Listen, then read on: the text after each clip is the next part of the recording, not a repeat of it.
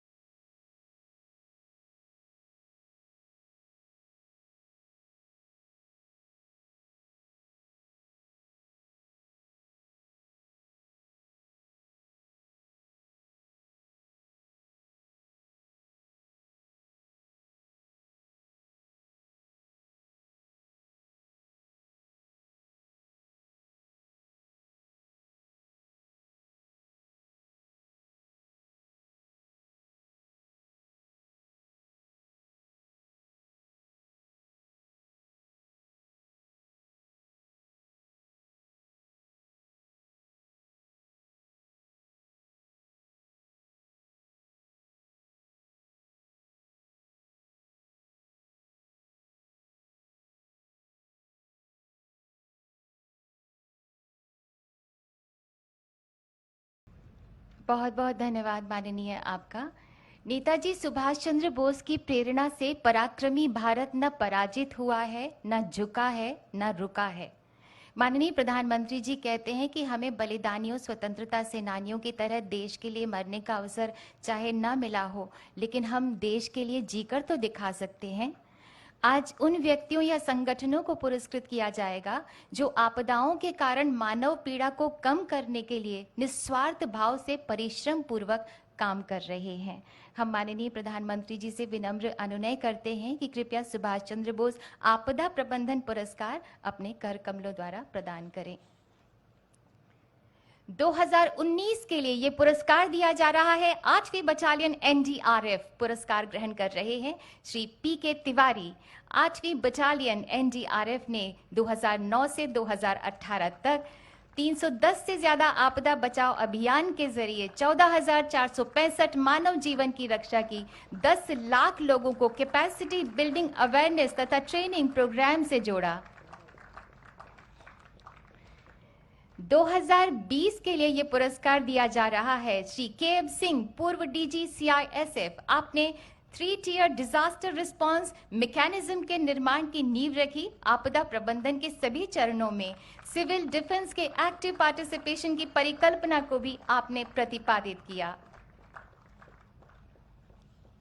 2020 के लिए ही disaster mitigation and management centre Uttarakhand को पुरस्कार दिया जा रहा है। पुरस्कार ग्रहण कर रहे हैं श्री एस.ए. मुरुगेसन आईएएस। डीएमएमसी का कार्य आपदा पूर्व तैयारी, कैपेसिटी बिल्डिंग, आपदा के बाद की प्रतिक्रिया तथा रिहैबिलिटेशन पर केंद्रित है। वैज्ञानिक तथा शैक्षिक संस्थाओं और राज्यों के विभागों के बीच संवाद स्थापित किया जाता है। 2021 के लिए पुरस्कार दिया जा रहा है श्री राजेंद्र कुमार भंडारी को। आप डिजास्टर मिटिगेशन पर Indian national academy of engineering forum के अध्यक्ष हैं। आपने भारत में जियो हैजार्ड्स और भूस्खलन पर वैज्ञानिक अध्ययन की नींव रखी। भूस्खलन अध्ययन की पहली प्रयोगशाला भी स्थापित की। 2021 के लिए पुरस्कार दिया जा रहा है sustainable environment and ecological development society seeds को। पुरस्कार ग्रहण कर रहे हैं डॉक्टर अंशु शर्मा। सीड्स पिछले 28 सालों से आपदाओं और जलवायु परिवर्तन के प्रभावों से प्रभावित हो सकने वाले लोगों को रेजिलियंस निर्माण की दिशा में काम कर रही है। 2022 के लिए प्रोफेसर विनोद कुमार शर्मा को ये पुरस्कार दिया जा रहा है। भारत में डीआरआर में आपके अग्रणी कार्य ने आपको अंतर्राष्ट्रीय पहचान दिलाई।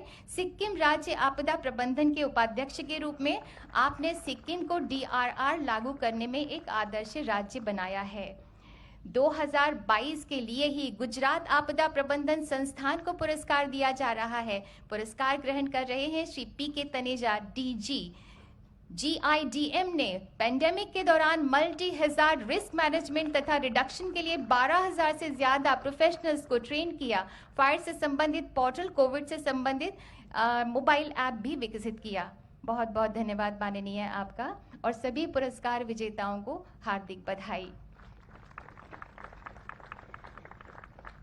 भारतवासियों, मां भारती आज गर्वित है कि उसके वीर पुत्र नेताजी सुभाष चंद्र बोस के अनन्य अनुगामी माननीय प्रधानमंत्री श्री नरेंद्र मोदी जी मां भारती की सुरक्षा, समृद्धि तथा जनता की सेवा के लिए सदैव बेचैन रहते हैं, जो स्वयं से आगे स्वदेश रखते हैं, स्वमेव से आगे ध्येय रखते हैं, जो देश हित में कड़ी से कड़ी चुनौती से डटकर जूझ जाते हैं।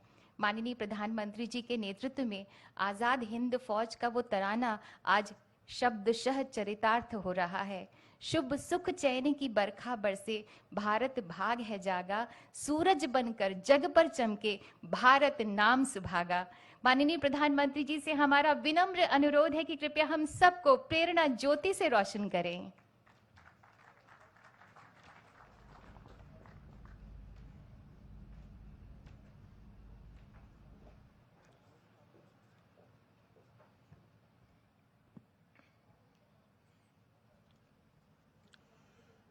इस ऐतिहासिक कार्यक्रम में उपस्थित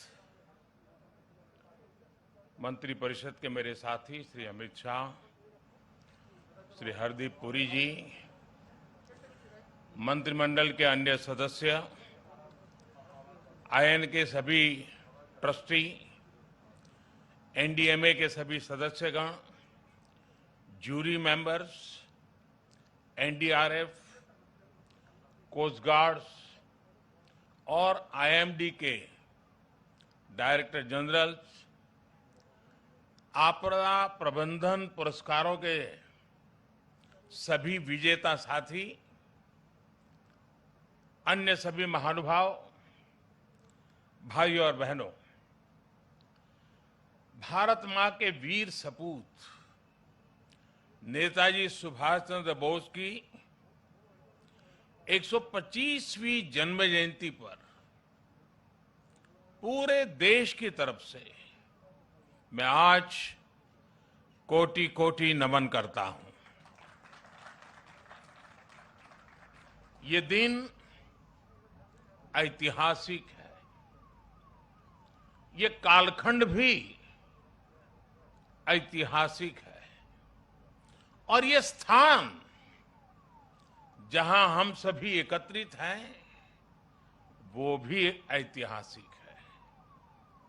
भारत के लोकतंत्र की प्रतीक हमारी संसद पास में है, हमारी क्रियाशीलता और लोकनिष्ठा के प्रतीक अनेक भवन भी हमारे साथ पास में नजर आ रहे हैं, हमारे वीर शहीदों को समर्पित नेशनल वॉर मेमोरियल भी पास है।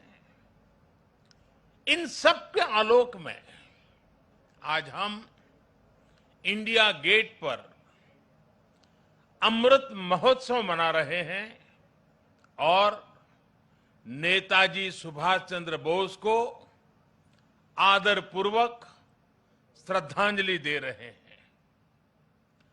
नेताजी सुभाष जिन्होंने हमें स्वाधीन और संप्रभु भारत का विश्वास दिलाया था, जिन्होंने बड़े गर्व के साथ, बड़े आत्मविश्वास के साथ, बड़े साहस के साथ अंग्रेजी सत्ता के सामने कहा था, मैं स्वतंत्रता की भीख नहीं लूंगा, मैं स्वतंत्रता की भीख नहीं लूंगा, मैं इसे हासिल करूंगा। जिन्होंने भारत की धरती पर पहली आजाद सरकार को स्थापित किया था, हमारे उन नेताजी की भव्य प्रतिमा आज डिजिटल स्वरूप में इंडिया गेट के समीप स्थापित हो रही है। जल्द ही इस होलोग्राम प्रतिमा के स्थान पर ग्रेनाइट की विशाल प्रतिमा भी लगेगी। ये प्रतिमा आजादी के महानायक को कृतज्ञ राष्ट्र की श्रद्धांजलि है।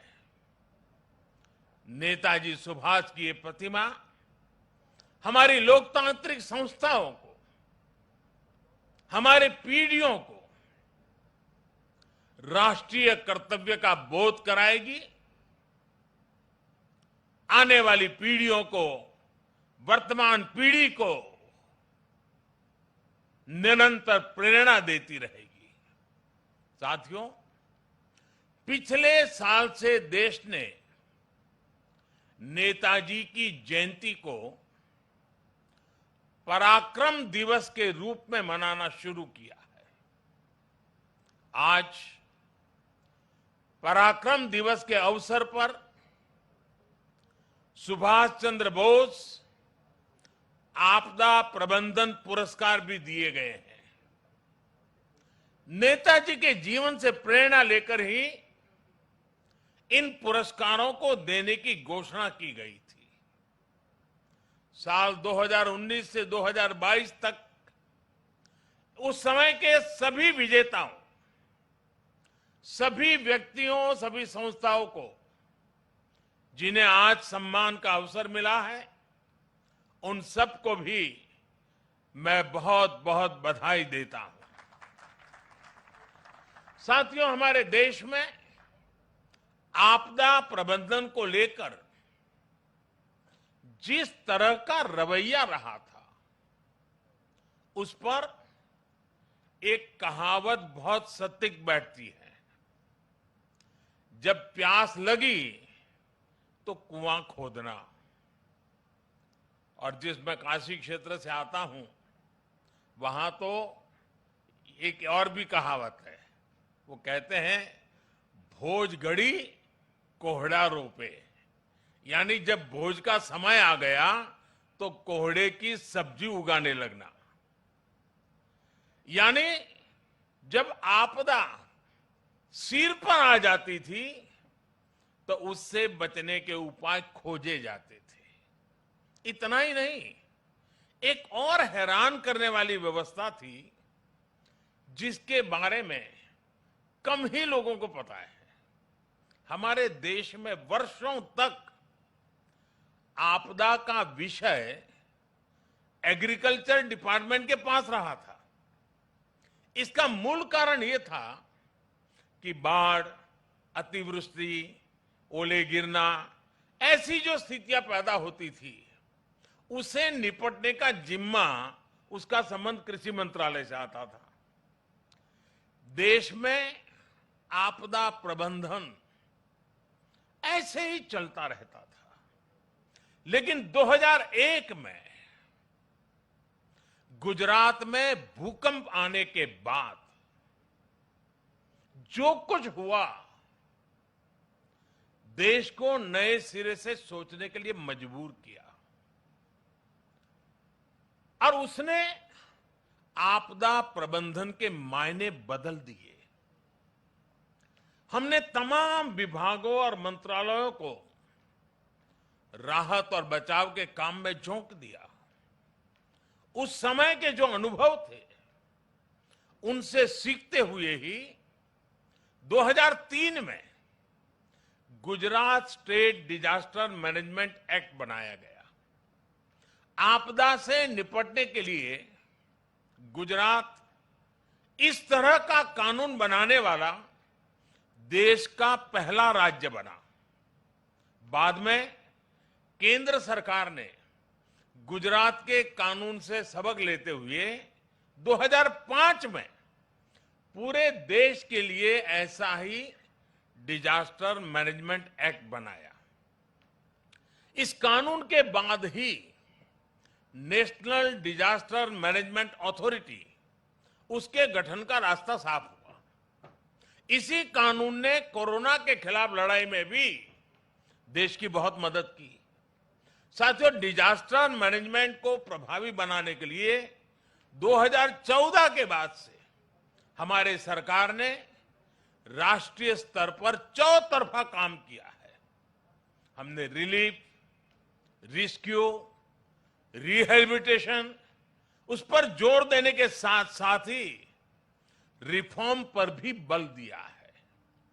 हमने एनडीआरएफ को मजबूत किया उसका आधुनिकीकरण किया, देश भर में उसका विस्तार किया, स्पेस टेक्नोलॉजी से लेकर प्लानिंग और मैनेजमेंट तक बेस्ट पॉसिबल प्रैक्टिसेस को अपनाया। हमारे एनडीआरएफ के साथ ही सभी राज्यों के एसडीआरएफ्स और सुरक्षा बलों के जवान अपनी जान की बाजी लगाकर एक एक जीवन को बचाते हैं।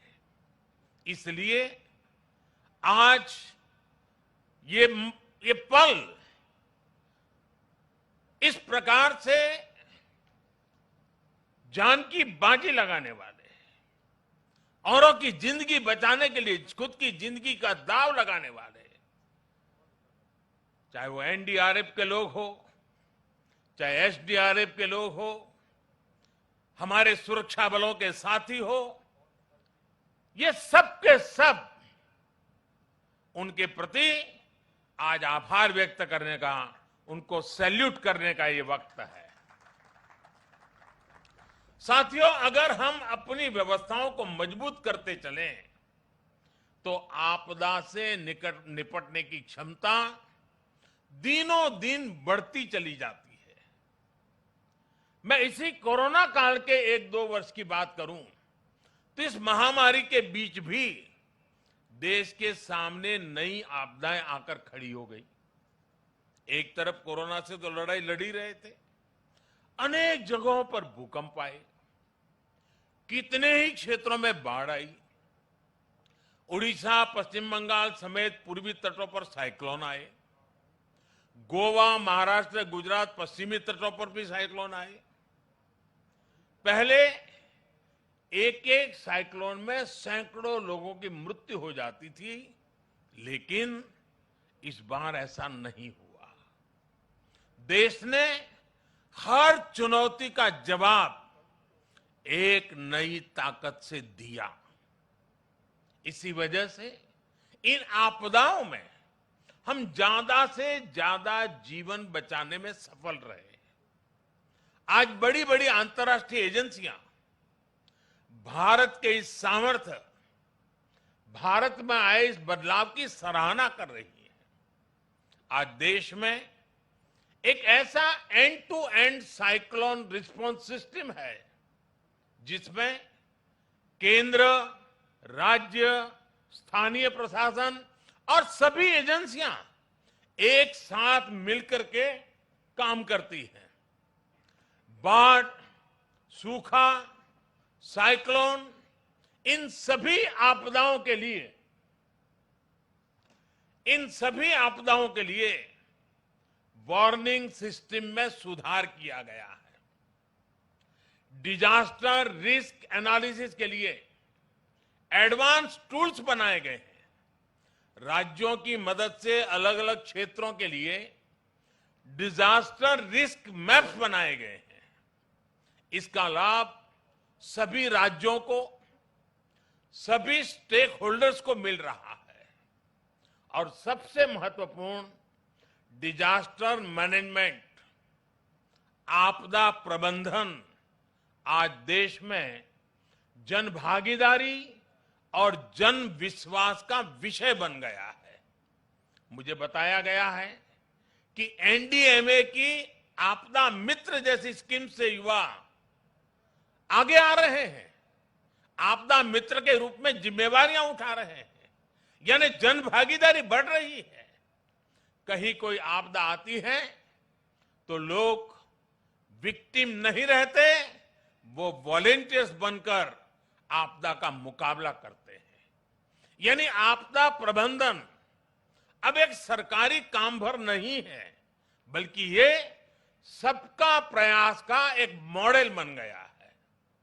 और साथियों, जब मैं सबका प्रयास की बात करता हूं तो इसमें हर क्षेत्र में हो रहा है प्रयास, एक होलिस्टिक अप्रोच भी शामिल है। आपदा प्रबंधन को प्राथमिकता देते हुए हमने अपने एजुकेशन सिस्टम में भी कई सारे बदलाव किए हैं। जो सिविल इंजीनियरिंग के कोर्सेज होते हैं, आर्किटेक्चर से जुड़े कोर्सेज होते हैं, उसके पाठ्यक्रम में डिजास्टर मैनेजमेंट से जोड़ा, इंफ्रास्ट्रक्चर की रचना कैसी हो, उस पर विषयों को जोड़ना, ये सारे काम प्रयासरत है।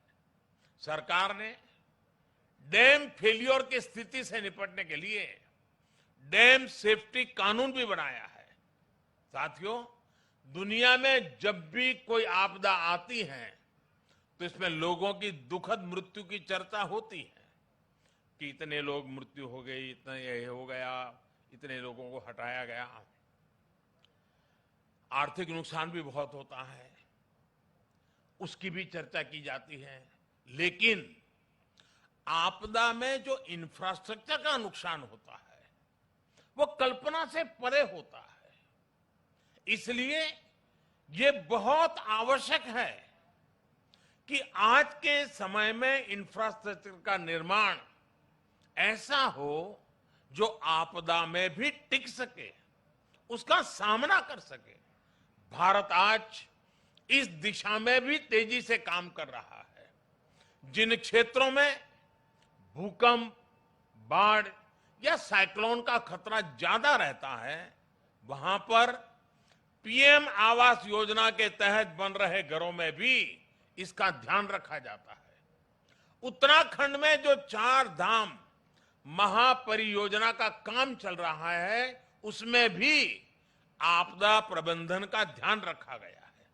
उत्तर प्रदेश में जो नए एक्सप्रेस वे बन रहे हैं, उनमें भी आपदा प्रबंधन से जुड़ी बारीकियों को प्राथमिकता दी गई है। आपात स्थिति में एक्सप्रेस वे विमान उतरने के काम आ सके, इसका भी प्रावधान किया गया है। यही नए भारत का विजन है, नए भारत के सोचने का तरीका है। साथियों, डिजास्टर रेजिलिएंट इंफ्रास्ट्रक्चर की इसी सोच के साथ भारत ने दुनिया को भी एक बहुत बड़ी संस्था का विचार दिया है, उपहार दिया है। यह संस्था है CDRI, coalition for disaster resilient infrastructure. Bharat की इस पहल में ब्रिटेन हमारा प्रमुख साथी बना है और आज दुनिया के 35 देश इससे जुड़ चुके हैं। दुनिया के अलग अलग देशों के बीच में, सेनाओं के बीच में हमने ज्वाइंट मिलिट्री एक्सरसाइज बहुत देखी है, पुरानी परंपरा है, उसकी चर्चा भी होती है। लेकिन भारत ने पहली बार डिजास्टर मैनेजमेंट के लिए ज्वाइंट ड्रिल की परंपरा शुरू की है। कई देशों में मुश्किल समय में हमारी डिजास्टर मैनेजमेंट से जुड़ी एजेंसियों ने अपनी सेवाएं दी है, मानवता के प्रति अपने कर्तव्य का निर्वाह किया है। जब नेपाल में भूकंप आया, इतनी बड़ी तबाही मची, तो भारत एक मित्र देश के रूप में उस दुख को बांटने के लिए जरा भी देरी नहीं की थी। हमारे NDRF के जवान वहां तुरंत पहुंच गए थे। डिजास्टर मैनेजमेंट का भारत का अनुभव सिर्फ हमारे लिए नहीं, बल्कि पूरी मानवता के लिए है। आप सभी को याद होगा, 2017 में भारत ने साउथ एशिया जियो स्टेशनरी कम्युनिकेशन सैटेलाइट को लॉन्च किया था। वेदर और कम्युनिकेशन के क्षेत्र में उसका लाभ हमारे दक्षिण एशिया के मित्र देश को मिल रहा है। साथियों, परिस्थितियां कैसी भी हो, अगर हम में हौसला है तो हम आपदा को भी अवसर में बदल सकते हैं। यही संदेश नेताजी ने हमें आजादी की लड़ाई के दौरान दिया था। नेताजी कहते थे, कभी भी स्वतंत्र भारत के सपने का विश्वास मत खोना। दुनिया की कोई ताकत नहीं है जो भारत को झकझोर सके। आज हमारे सामने आजाद भारत के सपनों को पूरा करने के लक्ष्य हैं। हमारे सामने आजादी के 100वें साल से पहले, 2047 के पहले नए भारत के निर्माण का लक्ष्य है। और नेताजी को देश पर जो विश्वास था, जो भाव नेताजी के दिल में उभरते थे, और उनके इन भावों के कारण मैं कह सकता हूं कि दुनिया की कोई ताकत नहीं है जो भारत को इस लक्ष्य तक पहुंचने से रोक सके। हमारी सफलताएं हमारी संकल्प शक्ति का सबूत है, लेकिन ये यात्रा अभी लंबी है। हमें अभी कई शिखर और पार करने हैं। इसके लिए जरूरी है हमें देश के इतिहास का हजारों सालों की यात्रा में इसे आकार देने वाले तप, त्याग और बलिदानों का बोध रहे। भाई और बहनों, आजादी के अमृत महोत्सव का संकल्प है कि भारत अपनी पहचान और प्रेरणाओं को पुनर्जीवित करेगा। ये दुर्भाग्य रहा कि आजादी के बाद देश की संस्कृति और संस्कारों के साथ ही अनेक महान व्यक्तित्वों के योगदान को मिटाने का काम किया गया। स्वाधीनता संग्राम में लाखों लाख देशवासियों की तपस्या शामिल थी, लेकिन उनके इतिहास को भी सीमित करने की कोशिश हुई। लेकिन आज आजादी के दशकों बाद देश उन गलतियों को डंके की चोट पर सुधार रहा है, ठीक कर रहा है। आप देखिए, बाबा साहब आंबेडकर से जुड़े पंच तीर्थों को देश उनकी गरिमा के अनुरूप विकसित कर रहा है। स्टैच्यू ऑफ यूनिटी आज पूरी दुनिया में सरदार वल्लभ भाई पटेल के यशगान की तीर्थ बन गई है। भगवान बिरसा मुंडा की जयंती को जनजातीय गौरव दिवस के रूप में मनाने की शुरुआत भी हम सब ने कर दी है। आदिवासी समाज के योगदान और इतिहास को सामने लाने के लिए अलग अलग राज्यों में आदिवासी म्यूजियम्स बनाए जा रहे हैं और नेताजी सुभाष चंद्र बोस के जीवन से जुड़ी हर विरासत को भी देश पूरे गौरव से संजो रहा है। नेताजी द्वारा अंडमान में तिरंगा लहराने की 75वीं वर्षगांठ पर अंडमान के एक द्वीप का नाम उनके नाम पर रखा गया है। अभी दिसंबर में ही अंडमान में एक विशेष संकल्प स्मारक नेताजी सुभाष चंद्र बोस के लिए समर्पित की गई है।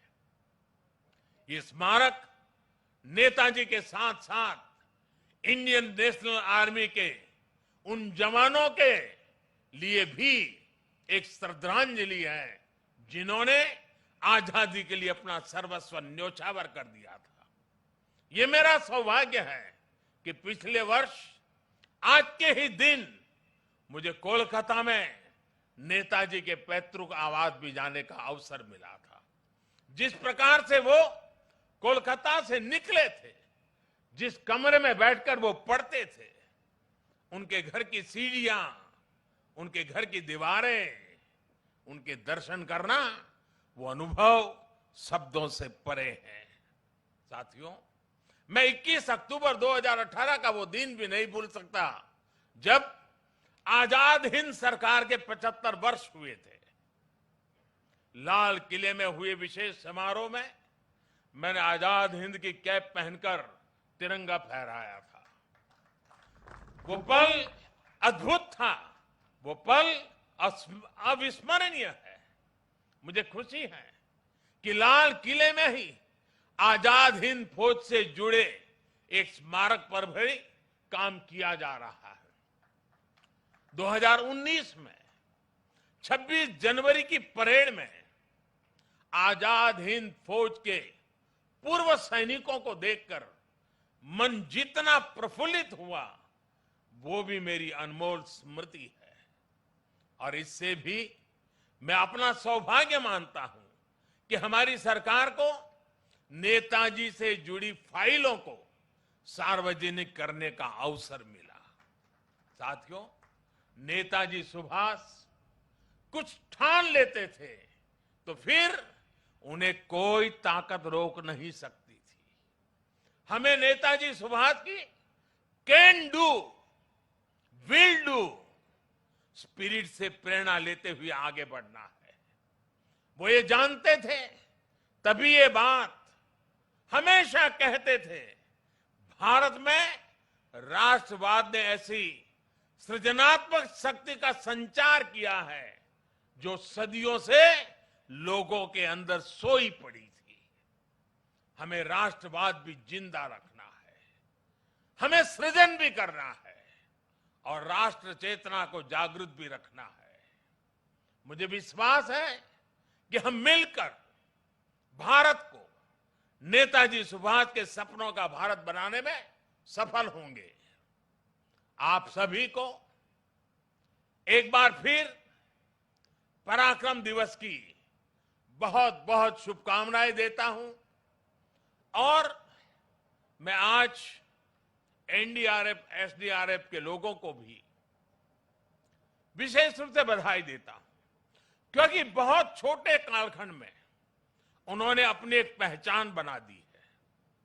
आज कहीं पर भी आपदा हो या आपदा के संबंधित संभावनाओं की खबरें हो, साइक्लोन जैसी, और जब एनडीआरएफ के जवान यूनिफॉर्म में दिखते हैं, सामान्य मानवी को एक भरोसा हो जाता है कि अब मदद पहुंच गई। इतने कम समय में किसी संस्था और इसके यूनिफॉर्म की पहचान बनना, यानी जैसे हमारे देश में कोई तकलीफ हो और सेना के जवान आ जाएं, तो सामान्य मानवी को संतोष हो जाता है, भाई बस अब ये लोग आ गए हैं। वैसा ही आज एनडीआरएफ और एसडीआरएफ के जवानों ने अपने पराक्रम से ये करके दिखाया है। मैं पराक्रम दिवस पर नेताजी का स्मरण करते हुए मैं एनडीआरएफ के जवानों को, एसडीआरएफ के जवानों को, उन्होंने जिस काम को जिस करुणा और संवेदनशीलता के साथ उठाया है, बहुत बहुत बधाई देता हूं, उनका अभिनंदन करता हूं। मैं जानता हूं इस आपदा प्रबंधन के काम में इस क्षेत्र में काम करने वाले कईयों ने अपने जीवन भी बलिदान दिए हैं। मैं आज ऐसे जवानों को भी श्रद्धांजलि देता हूं जिन्होंने किसी की जिंदगी बचाने के लिए अपनी जिंदगी दांव पर लगा दी थी। ऐसे सबको मैं आदरपूर्वक नमन करते हुए मैं आप सबको भी आज पराक्रम दिवस की अनेक अनेक शुभकामनाएं देते हुए मेरी वाणी को विराम देता हूं। बहुत बहुत धन्यवाद।